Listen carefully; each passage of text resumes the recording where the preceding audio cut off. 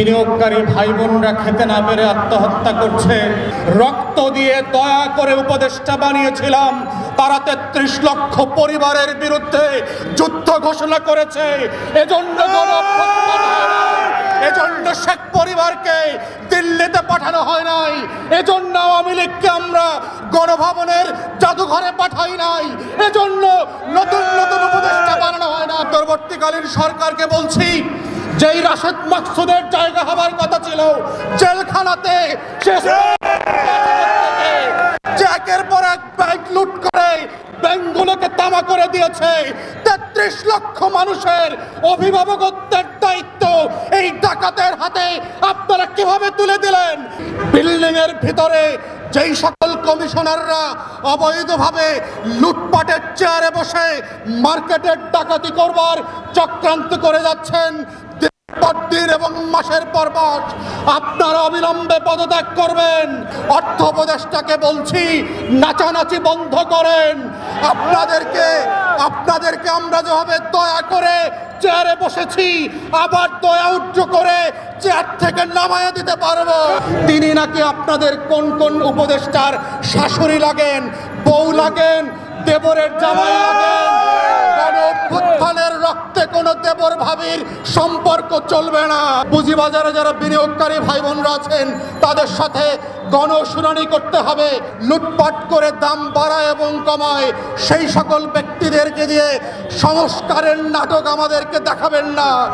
আওয়ামী লীগের সাথে কেমন যেন এই শেয়ার বাজারের সম্পর্কটা একটু তালাকের সম্পর্কের মতো।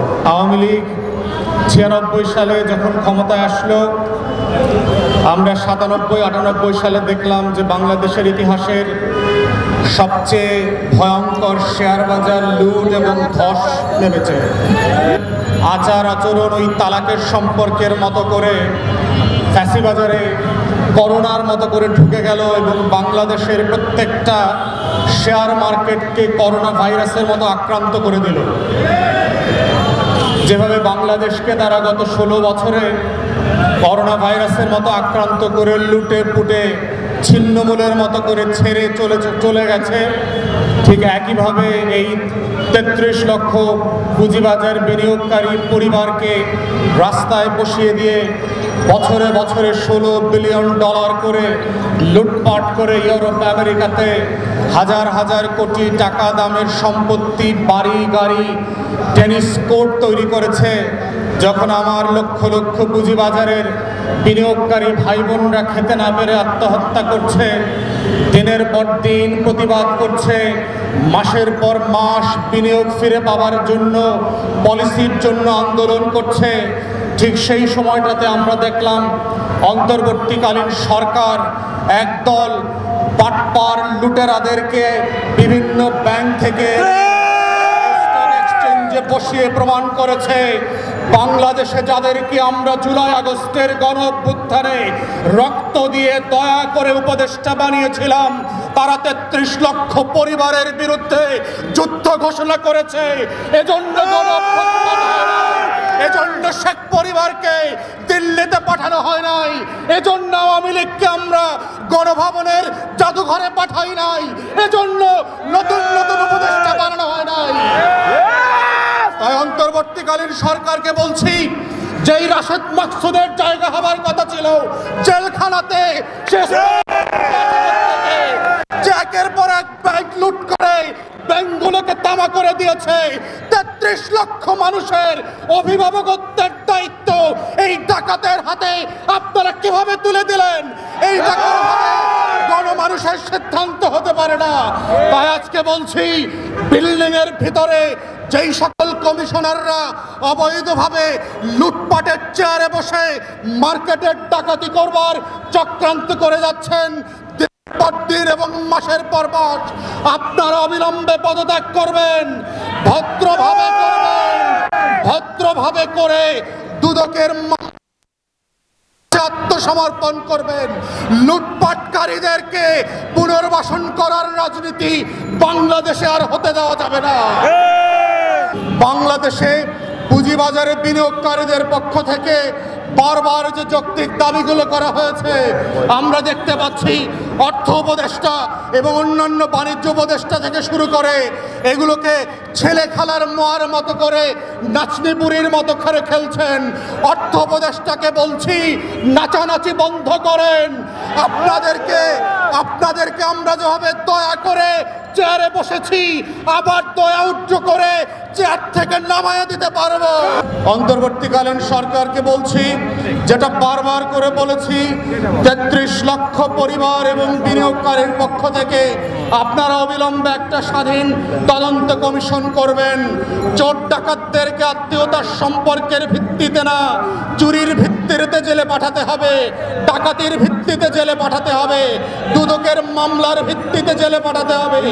শত শত হাজার হাজার কোটি টাকা লুটপাটের ভিত্তিতে এই রাশেদ মাকসুদকে জেলে পাঠাতে হবে।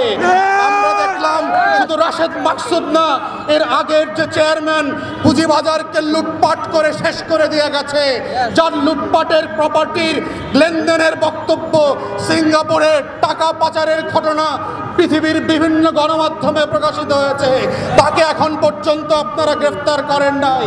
তিনি নাকি আপনাদের কোন কোন উপদেষ্টার শাশুড়ি লাগেন, বউ লাগেন, দেবরের জামাই লাগেন। গণ অভ্যুত্থানের রক্তে কোন দেবর ভাবির সম্পর্ক চলবে না। গণ অভ্যুত্থানের রক্তের একটাই সম্পর্ক, সেটা হচ্ছে ন্যায্যতার সম্পর্ক, সেটা হচ্ছে ইনসাফের সম্পর্ক, সেটা হচ্ছে বৈষম্যহীন পুঁজি বাজার গঠনের সম্পর্ক। আমাদের বক্তব্য আমরা বারবার বলেছি, এই কমিশন করে আপনাদেরকে পুঁজিবাজার পরিচালনা পর্ষদের শুধুমাত্র কমিশন করলে হবে না, বিনিয়োগকারীদের প্রতিনিধি নিতে হবে। যাদের পুঁজি তাদের প্রতিনিধিত্বের ভিত্তিতে আলাদা পর্ষদ করতে হবে। কোনো সিদ্ধান্ত বিনিয়োগকারীদের বাহিরে পরামর্শ করা ছাড়া সচিবালয়, গুলশান ক্লাব আর ঢাকা ক্লাবে বসে আপনারা সিদ্ধান্ত নেবেন, সেই সিদ্ধান্ত জনমানুষের সিদ্ধান্ত হবে না।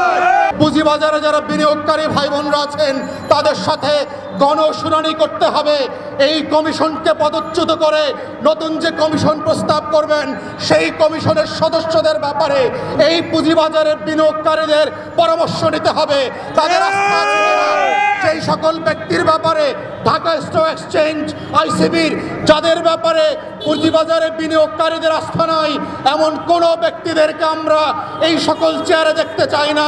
লুটপাট করে দাম বাড়ায় এবং কমায় সেই সকল ব্যক্তিদেরকে দিয়ে সংস্কারের নাটক আমাদেরকে দেখাবেন না।